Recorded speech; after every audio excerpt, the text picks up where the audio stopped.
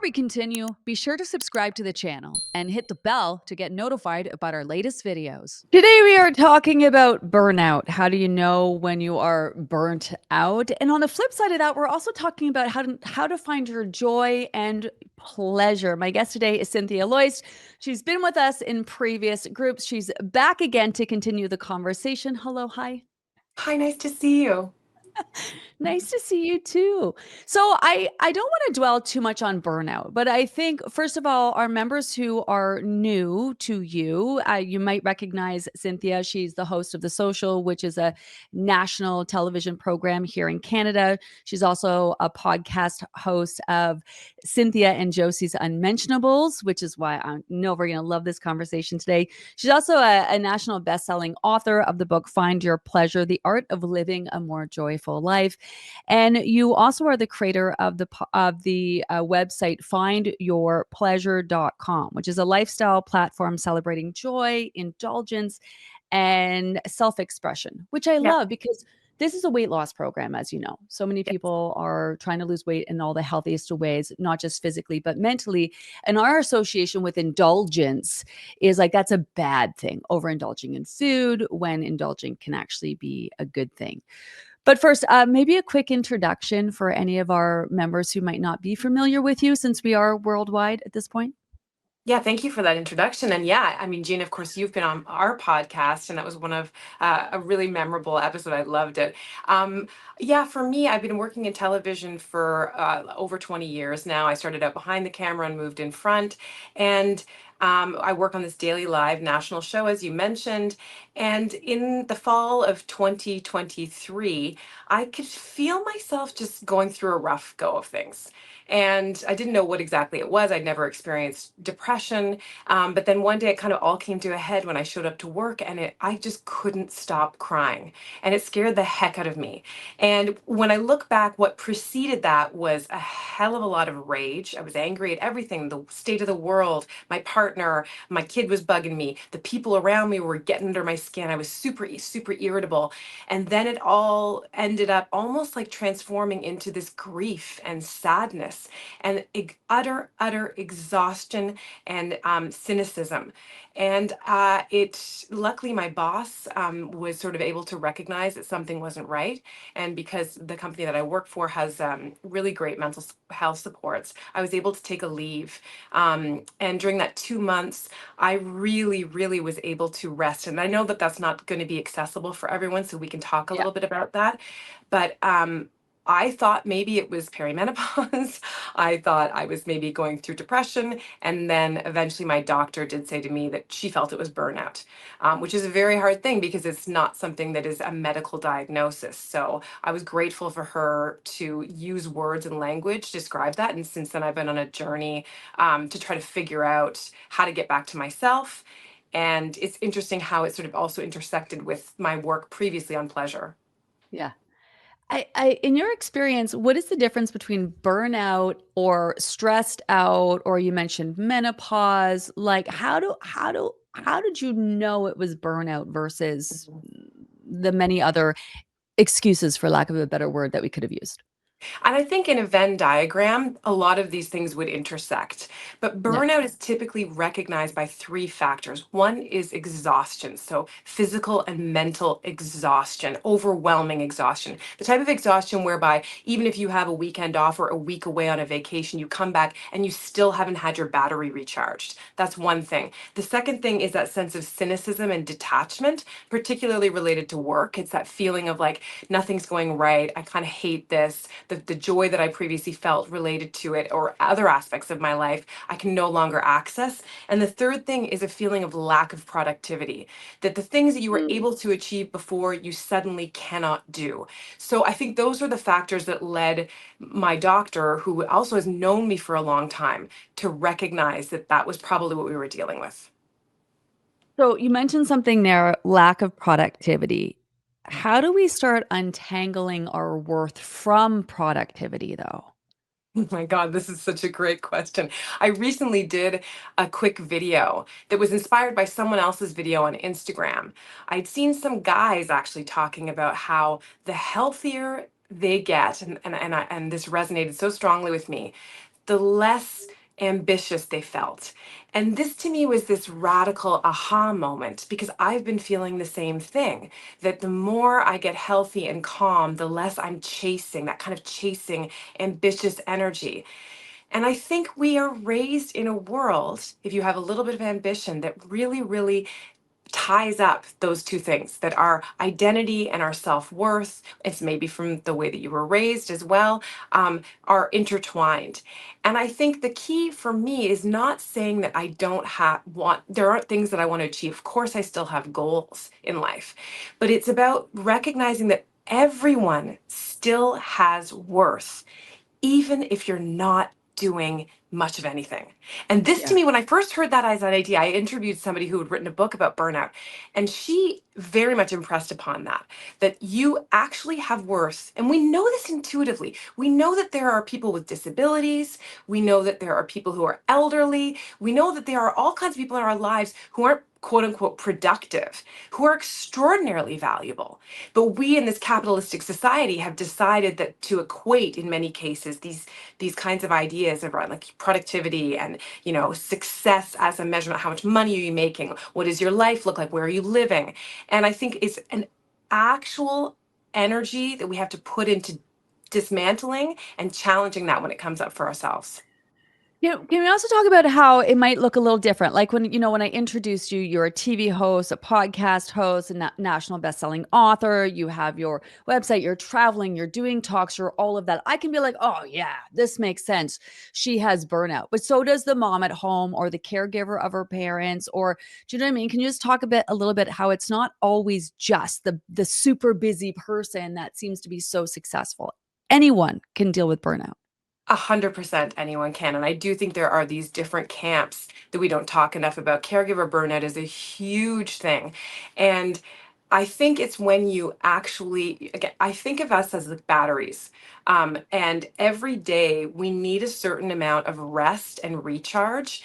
And the way that we've mostly been raised is you need to earn that right to rest. Many of us were raised also by mothers and caregivers. I know my mom, her mantra was like, I never should be, no one should be sitting down until all of the work is done. And all of the work is never done, right? Like, so Yeah. basically growing up, she never sat down. So I think we inherit this kind of messaging, and we think of ourselves as particularly women, and I'm like, who you cannot rest as long as there's still a load of laundry on. And then when many of us are in this sandwich generation where we're dealing with elderly parents, we're still dealing with the issues of our children and trying to have a career. And even if you're a stay-at-home mom, I mean, it's all the extras on top of that. That go along with managing and being the CEO of a home. So certainly any kind of area can end up with caregiver with burnout. And it is that idea of the battery, that we never really fully recharge our batteries. And we think, instead of thinking of like we need that rest in order to be productive. And that's a flip message that we don't often think of. The way in which we use social media, a lot of us think that we can have some rest by scrolling on our screens. Yeah. And we know that that impacts like our dopamine levels, and it actually can activate us and make us feel less rested and more stressed out. But that's usually most people's go-to if you ask them. Like, I'm sure it's a habit that I've had to really challenge in myself, Well, you know? that's what I want to talk about. What are the signs we've normalized when it comes to burnout? Oh my gosh. I see it every day. I feel like I'm looking around. I'm like, oh, you're on the verge of burnout. You're on the verge of burnout. You're on the verge of burnout. I think we've normalized it by just really, the idea is that if you don't want to be seen as lazy, if you don't want Yeah. to be seen as messy, like those types of things, that you better be on your button working. Like, I'll tell you this, you gave the laundry list of the stuff that I'm doing. I have actually scaled back massively since burnout. And if you looked in my house right now, Gina, it's a bloody fucking mess. I hope I can swear. You can. Um, Yeah. Definitely can. I it like I will manage it. I was at my parents' house this past weekend for Father's Day, and my parents, they had brought someone in to clean all of their windows. And my mom in the meantime had taken the screens off, and she was cleaning all of the screens, and I said, I have never done that in the 15 years I've lived in my place, and I will never do that. And but there are probably people listening who are like, well, you're disgusting. But I've had to make choices about what it is that I am willing to spend my time doing. I've made the choice that it matters more to me to spend time, quality time with my kid in certain ways, and also to just like be lazy sometimes. That those are choices that I've made in order to kind of feel as balanced as possible. Well, first of all, I can relate. My house is a mess. So much so that on the weekend we cleaned out the garage, and the garage is so clean that every now and then I will go into the garage and just spend time there because and it's not a nice garage. It's like a cement floor. Like it's not a nice garage, but I'm just like it's clean. It's the one it's the one clean place. There's things of course that we can do for ourselves, but how do you and I'm not just talking about hiring a cleaner, but whatever, but what about when it comes to asking help? Did you ever have to there's a comment here from Jen who's talking about how she's burned out. I'm not sure how to not be. I spread myself thin. I know I need to make change, but then I find myself going down the same rabbit hole. How do I let go of so much responsibility and get others to help me out? And I'm not just talking Mm. paying people. I'm talking about friends, I'm talking about family. What's your experience with that? Yeah, the village is so interesting. I was again on Instagram at some point, and someone was talking about how we've managed to sort of figure out a way in our cultures to like outsource for the village. What used to Mm, be your community, yeah, grandparents, aunts, uncles, friends, and whatever, and everybody was sort of helping out. Now we've moved to isolated spots and we have to hire out to get help. And that's a really yeah, fraught situation. I think it is imperative that we ask our partners for help. If you don't have a partner, it's asking for friends. During the pandemic, I ended up freaking out because I have an only child and I was worried about the isolation. So we ended up, I found a group of women who felt the same way and who wanted to kind of bond together. And since then, they're in the community and I can be like, saying to my son, like, go to so and so's house after school if I can't make it. I've yeah. also made the active choice of like not putting him in as many things because it meant that I would have to be driving all over Hell's Half Acre. Some people can't seem to manage to do that, but I think it's actually better for my son to have less things. It's better for me also because I'll be a better mom when I'm less stressed out. So I don't know what this person's life situation looks like, but they probably know intuitively what is they could give up or what they could reassign. And so it's just a matter of giving yourself permission and telling yourself it's actually the right thing to do. What about some of the things that you were intentional about? Like you had to actually try hard to do and be intentional about to help manage all the things that you were doing in burnout. Well, I mean, immediately when I went on burnout, the first thing I did was I forbid myself to go on social media for 2 months, didn't touch it. Really? I made an announcement. I was like, I'm not coming on here, and I didn't. For anyone who's listening, that kind of stirs some kind of response in. I think it's something to look at. It's probably worth, and just like journaling is the other thing. It's been a non-negotiable for me. I journal every morning for at least one page, but I try to do 3 pages, sort of stream of consciousness. And the Really? reason why that's so valuable. Sometimes I use prompts, sometimes I don't. But it just, when you look back after like 6 to 8 weeks, you'll see your patterns and you'll see the things that sort of stress you out. And the things, if you equate, like, oh, did I have wine last night? How was my sleep? Like all these types of things. I eliminated alcohol as well, speaking of. I haven't completely eliminated it now, but for I think 6 months, I completely cut it out because I wanted to make sure I got as quality of rest as I possibly could. And it's the mental part. We think we're going to think our way out of burnout, but what's the physical aspect? What's happening in our body physically? Oh my God, you nailed it. Yeah. Yeah, I think, and also therapy tends to do that too. Therapy, which I very much value and utilized, it is a real top-down approach. And what Yeah. I found, and this goes back to the pleasure piece, is that I really had to find a way to get back into my body. And it was interesting for me. I would do a little bit of yoga, like let's say a couple of like, I don't know, warrior poses and a child's pose, and I would lie on the ground and just cry. And what that told me was there was stuff inside of me that I was burying. It might be desires, it might be, anger, it might be conversations I didn't have. They were all sitting somewhere inside of me. And when I had enough time, like when basically it just all burst. And so as soon as I started moving my body, the stuff came out. So yes, it is. absolutely imperative that we move our bodies in whatever ways I think feel as good as possible. I mean, you know all about this, right? You have to find the things that work for you because you'll be more likely to do them more often. And stuff comes up. Stuff comes up. Yeah, stuff comes up for sure. It does. That's that Well, somatic piece. Like, right? Like people talk a lot about, if you don't know that word, it's like this somatic therapy is a new sort of modality that really involves moving the body because it believes that we're not just we can't think our way out of many types of mental health issues. And we need to have our body involved as well. yeah, well, our members will recognize this conversation with our experts in terms of just chronic stress in general from just everyday life, let alone burnout. And stress is a good thing. It's what makes you run and gives you the energy. And, if you're, cars coming or bears chasing you, whatever, but it's the calming down of the stress that we never seem to have. So burnout in the world we live in, obviously, it's not just the burnout. It's like all the added extra stress, and you add menopause and everything to it. I want to ask you about, you said that you look around and you can see that people are dealing with burnout. There's a comment here from Renee. I have a friend who lost her husband very suddenly. When I asked her what I could do for her, she told me that she's not good at asking for help, but to please check in with her from time to time. I wish I had thought of that approach when I was recovering from burnout. And again, I know this is, we talked about you asking for help, but what about when you do see someone else who's struggling? What can we do to be that supportive friend? I think that when we have someone close to us going through things, it's letting them know that we're there, but then almost thinking. So if you have a friend in your circle and you have a little bit more time or you have a little bit more energy and you know that they like it's not asking them for what they need, it's like sending them food.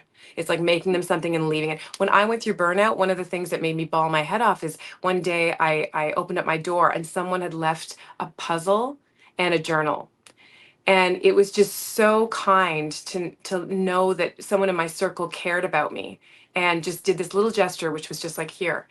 I also think this what's coming to me right now is this piece of compassion. And isn't it interesting how we're so willing to be caregivers for other people when we're concerned?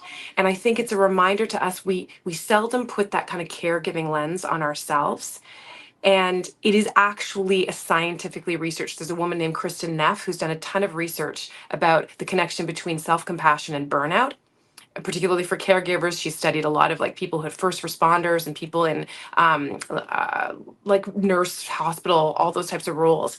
And what adds to burnout and adds to stress is those kinds of conversations that many of us have had, which is like, oh, why are you going through this? No one has the Yeah. time for this. Why are you special? What is your problem? Why can't you handle this? That narrative, and that you have to disrupt that and start to move into the way that you would talk to a friend who was going through something. Yeah, because you feel like you're a burden. You feel like it's a burden, Yeah, right? Like, oh my God, everyone's got their problems, everyone's got their issues. I just gotta figure it out because they're dealing with divorce and they're dealing with something else. And she's already, I don't got we don't got time for me. I can figure it out. I can do it. I can do it on my own. that's right. That's right. And that doesn't help. It's not helpful at all. I want to move on to pleasure and joy. Mhm. First of all, where Mhm. did your passion for this topic come from? You've written the book, Find Your Pleasure, The Art of Living a More Joyful Life. Did that come before or after the burnout? Same time? What's the timeline on that? It's interesting. It came out around the book came out 2020, but it took me 2 years to write. So it started around 2018, and it was this accumulation of uh, an experience that I had on the show, on the social, which is a daily show. I had an experience that now I look back and I think it was burnout. At the time, I was just like, oh, I had a kind of like panic attack live on the air. And at that time, I was like, huh, I can't remember the last time had really like spent a lot of time doing things for me. Like when I was a kid, I loved to like draw, I loved to write, I loved to Mm. dance. I had given up all of those things in the effort to pursue my career and become a mom. I had this panic attack, and it sent me on this deep dive to pleasure. And I thought about the women in my life and how many people were really prioritizing to-do lists and like cleaning and laundry and being a good wife and being a good mom, and putting themselves always on the back burner. So I was like, screw that. I'm going to start making an active effort to really inject pleasure in my life, which led to a website and led to a book. When you understand yourself deeply and can be deeply present when you're experiencing pleasure, and you make time for that, I know that we become more joyful and more loving, and better humans all around. Well, this program is all about being in tune Yes. to your body's needs and learning to trust when to eat, what to eat, and how much to eat. But we know that we become so disconnected, especially after years and years of dieting, but we only associate that with food and not just our bodies. So, how can we reconnect with joy? How can we reconnect with pleasure? So, in the same way that you and I have talked about this too, I think breath work and mindfulness is so Mm, important. yeah. And it sounds like one of those things that's like, oh, eye roll. Everyone's talking about mindfulness. But the more you do it, the more you realize it quiets all that noise in your brain that's telling you, you got to do this, the to do list, and the kind of self deprecating talk. Yeah. Mindfulness manages to quiet that noise.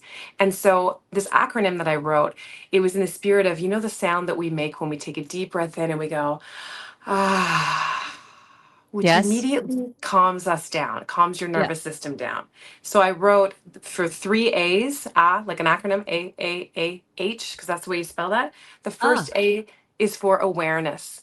So the key to finding pleasure is becoming first aware of what gives you pleasure, because what brings Mm. me pleasure at the end of the day may not be the exact same thing. Maybe you're somebody who loves to be out on the open water and secretly want to sail, or maybe you love to like kick a ball around. That's not me. Maybe it's an old passion like drawing. So becoming aware of what stirs you and what you kind of want to do is the first key. The second Love A that. is for attention. Um, Life gets busy, and we can get caught up with all kinds of different things. So it's paying attention to what brings us joy and then making time for that, actually planning it out. Once you've discovered it, pay attention to your schedule, pay attention to the way you feel. I know for me, if I have fill up a schedule for a week and there's too many things in my white space areas, I get Yeah. more and more anxious. Okay. I Okay. love that you reframed that in a way that people can make it resonate with themselves because that can feel overwhelming. It cannot feel accessible, Yes. I got right? two more letters. Okay. Okay. So the Yeah. third A is authenticity. Okay. So again, this is my keys to pleasure. Authenticity. Um, it's hard to live an authentic life that brings you pleasure if you're living out someone else's script. If you've been told your whole life, oh, you need to do this, in order to fit into a certain box, or you need to look this way. I think it's about quieting out that noise and getting into like, who are you? And if every day you wake up and you try to live by your top 3 to 5 values, you will find you're living a more pleasure filled life. If the choices that you're making, the people you're hanging around or whatever are not resonating with your values, chances are it's not necessarily the right fit for you. So it may seem like a super simplistic thing to do, but I was like, wow, It's pretty that is powerful. really cool. It's Yeah. super powerful.